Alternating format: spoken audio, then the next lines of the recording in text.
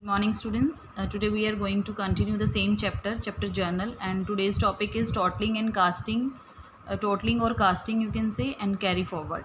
So after doing journal entries of a particular page, we have to total all the amounts which we have entered in debit side as well as credit side. Clear? So at the end of the page, at the end of each and every page, we have to total all amounts of debit column as well as of credit column. Clear? Then at the end of each and every page, after totaling debit and credit columns amount, we have to write down total carried forward, total C/F, total carried forward at the end of the page in particular column. It means we have to carry forward that amount which we have totaled in debit side as well as credit side. Very next page, in particular column, we have to write down total B/F, means total brought forward, means ऐसा total जो पीछे वाले page से आगे लाया गया. You have to write down in particular column total brought forward, and the same amount which you have totaled in the previous page in debit side and in a credit column, you have to write down the same total on the very next page also.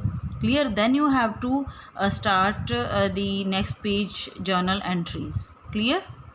We write total CF and total BF at the end of each and every page and at the starting of every page of journal, because to ensure to show the correctness in the recording of amount.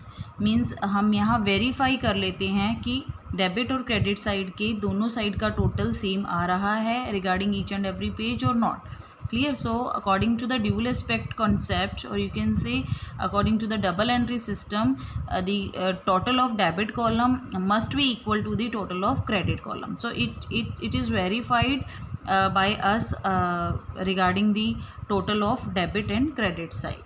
Next important topic is important considerations for determining cash and credit transaction. Means आपको जो transactions दिए होंगे, आप कैसे find out करोगे कि वो transactions आपने कैश ट्रांजैक्शंस की तरह ट्रीट करने हैं या क्रेडिट ट्रांजैक्शंस की तरह ट्रीट करने हैं. So you have to keep in your mind some rules regarding this concept. So these are the rules you have to remember always. Very first term is if a transaction, suppose a selling transaction is there or purchasing or selling of goods transaction is there, and the name of the seller and purchaser is also given to you in that particular financial transaction, but no cash word is given, then you have to treat that type of transaction as a credit transaction. अगर आपको किसी भी goods की cell और purchase में seller और purchaser का name given है बट वहाँ कैश वर्ड गिवन नहीं है, तो आपने उस ट्रांजैक्शन को क्रेडिट ट्रांजैक्शन की तरह ट्रीट करके उस पर रूल्स एंड रेगुलेशंस अप्लाई करना है और उसको जर्नल में एंटर करना. Suppose one example is there, goods sold to Mohan for ₹10,000. So Mohan is the purchaser because we are selling goods to Mohan. So Mohan is the purchaser in this transaction, but no cash word is given to you. So you have to treat that type of transaction as a credit transaction. So first of all, according to the journal rule, first of all we have to consider that is it a financial transaction? Yes, because amount is given to you, it is converted into money, so it's a financial transaction. Secondly, you have to measure it into money, so money is given to you. In third step, you have to find out two main aspects of this transaction. So first main aspect is Mohan, and second main aspect is sales, because we sold some goods to Mohan. Clear? So Mohan is a personal account. Mohan is categorized in a personal account, so we have to apply personal accounts rule. Personal accounts rule is debit the receiver and credit the giver. So Mohan is receiving the goods because we are selling the goods to Mohan, so Mohan is the receiver of that particular goods. So you have to write down in debit side, Mohan's account you have to debit it. Clear? And second aspect is sale. So sale is related with the nominal account, and according to the rule of nominal account we have to debit all expenses and losses and credit all incomes and gains. So sale is our income because we are selling some goods to Mohan. So on the behalf of sale we have to gain some amount from Mohan. So this is the income of the firm, so we have to credit that transaction. So your journal entry is Mohan debit to sales. So regarding this, the rule is this: if party's name is given to you but no cash word is there, then you have to treat it as a credit transaction. Clear? Consider one more example. Suppose in the above transaction, name of the seller and purchaser is given to you, but but cash word is also given to you. Then you have to treat that type of transaction as a cash transaction. Suppose goods sold to Mohan, same goods sold to Mohan for cash word is given to you, then you have to treat it as a cash transaction. Means हमने goods Mohan को cash में sale की हैं. Clear? So we have to pick two main aspects of this transaction. In this transaction, two main aspects are cash and sale, because we are selling some goods to Mohan and Mohan is paying some cash to us. So cash is the main aspect. Cash आ रही है business में and we are making selling of goods to another party. So second aspect is sale, not Mohan. वहाँ मोहन क्यों था? क्योंकि मोहन से हमने amount लेना था. क्लियर? हमने गुड्स मोहन को सेल की थी, तो सेल हमारी इनकम थी और मोहन से हमने अमाउंट लेना था. So that Mohan becomes our debtor. सो इसीलिए वो मेन एस्पेक्ट था. But in this transaction because we are receiving cash, so cash is the main transaction and sale is the another aspect. So no Mohan is there. You have to treat cash and sale two major aspects. So cash is treated as a real account, so you have to apply the rule of real account. Debit word comes in and credit word goes out. So cash is in comes in form, so you have to debit cash. Cash आ रही है cell करने पे, so you have to debit according to the rule of real account. And sale is related with the nominal account. So according to the nominal account, you have to debit all expenses and losses and credit all incomes and gain. Sale is our income, firm's income, so you have to credit that sale. So journal entry regarding this transaction is cash account debit to sales account. Clear? You have to write down two words regarding to identify the credit transaction. Let's consider one more example. Suppose in above transaction, no cash word is there and no purchaser and seller's name is given to you. Then you have to treat it as a cash transaction. So goods sold for rupees 10,000. No cash word is there, no Mohan is there, no party's name is given to you. So you have to treat it as a cash transaction. So according to the cash transaction, two major aspects are, first one is cash, because cash is in comes in form.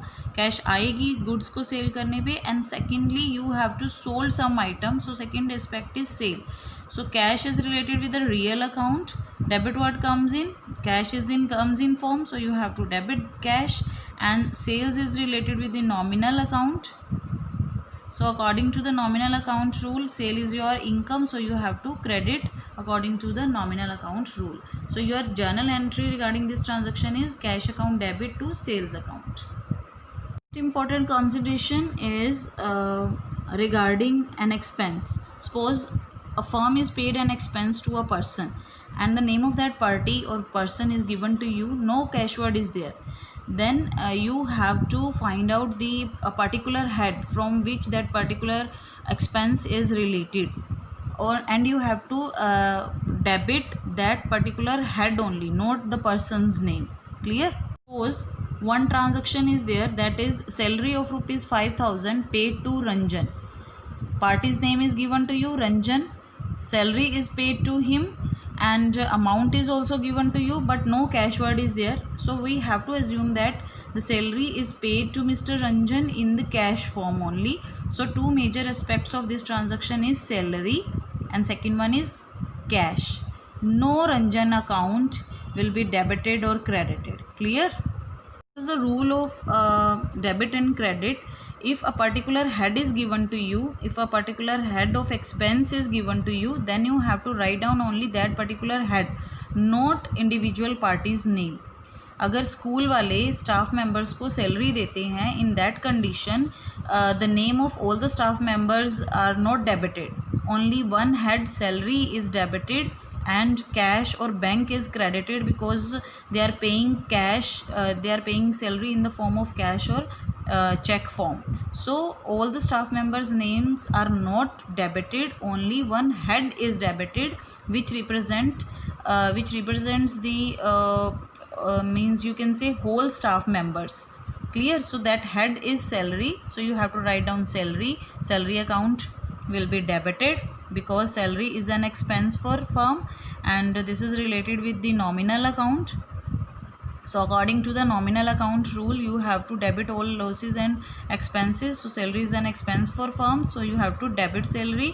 And second main aspect, suppose this salary is paid in cash form, so second main aspect is cash, and cash is entered as in real account, so you have to apply real accounts rule, and debit what comes in, credit what goes out rule is there regarding real account.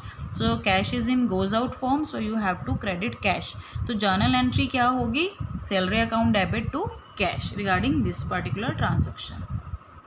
Next and the last point which you have to consider regarding to draft journal entries, that is if a proprietor or you can say an owner introduce any type of money, any type of goods in their own business, then you have to credit his or her capital account. Clear? आप उसके capital account को credit करोगे अगर एक honour, एक proprietor अपने business में capital को लगाता है, अपने बिजनेस में कुछ अमाउंट या कुछ गुड्स को इन्वेस्ट करता है.